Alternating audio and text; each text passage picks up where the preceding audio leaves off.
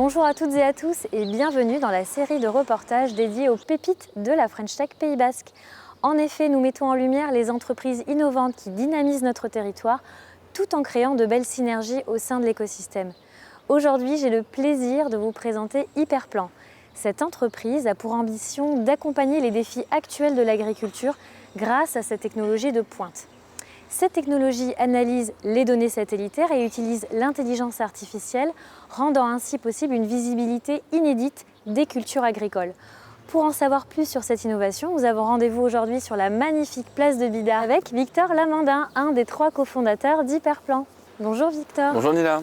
Vous avez lancé Hyperplan donc à 3 au service donc, des agriculteurs, des chaînes donc, agroalimentaires, des coopératives.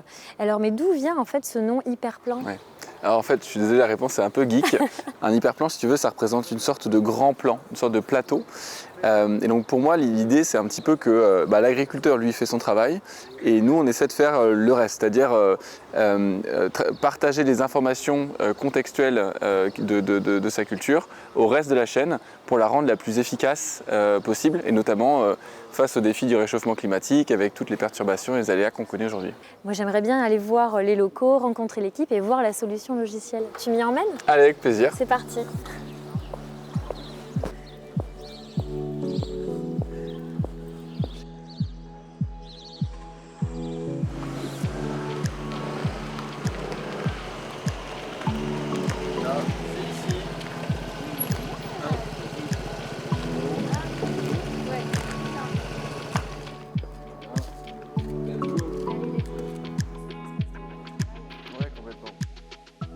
Victor, est-ce que tu peux me montrer quelles sont les principales fonctionnalités d'Hyperplan et comment ça marche? Ouais, avec plaisir. Écoute, je vais te montrer la principale. La principale fonctionnalité, c'est la reconnaissance des cultures, donc reconnaître le contenu de chaque parcelle de France et d'Europe en cours de saison, et notamment dans des périodes comme en ce moment où il y a eu une forte volatilité sur le contenu de ces cultures en raison d'événements climatiques, de fortes pluies qui ont lieu à l'automne. Donc tu vois concrètement, la première chose que je te mets à l'écran ici, c'est la diminution des semis en blé par exemple et en orge de cet hiver, quasiment 10%, en raison de ces aléas-là.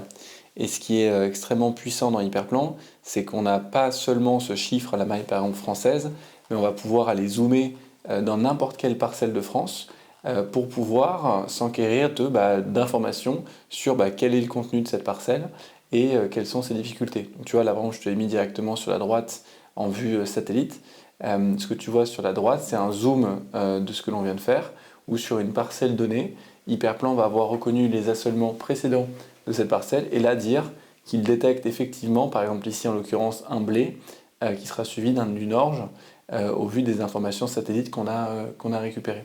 Okay. Et une des forces d'Hyperplan, toujours sur ce sujet de l'assolement, donc reconnaître les cultures, c'est que non seulement on reconnaît, mais en plus on a une petite idée de ce qui pourrait venir derrière.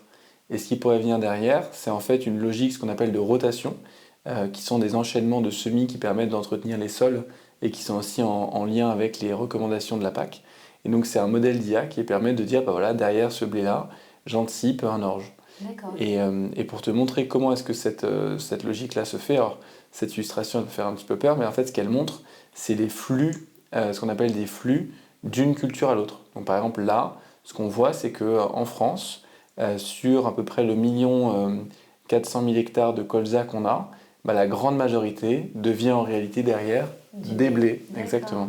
Okay. Victor, est-ce que tu peux m'expliquer quelles sont les prochaines étapes de développement pour Hyperplan? Quelles sont les nouvelles fonctionnalités que vous allez développer? Oui, bien sûr. En fait, tu as 2 types de fonctionnalités. Tu as celles qui vont nous permettre d'être sur un périmètre plus large, donc la croissance, on va dire, géographique d'Hyperplan, des nouveaux pays. Aussi des nouvelles cultures par exemple. On veut s'ouvrir sur les cultures comme la salade ou les haricots verts, qui sont des cultures vraiment différentes d'un point de vue analyse d'images satellites. Donc tu as cette première partie, croissance. Et après, tu as plus quelque chose de profondeur et de valeur, c'est-à-dire de dire logiciel Hyperplan en tant que tel, comment en améliorer l'expérience et l'utilisation. Et là-dessus, ça va être des sujets comme l'intégration aux logiciels ou aux outils existants de nos clients pour s'intégrer directement dans leur quotidien. Génial, donc ça continue d'évoluer, vous avez encore plein de défis techniques à relever, absolument, ce qui rend l'aventure toujours plus palpitante. Exactement. Top.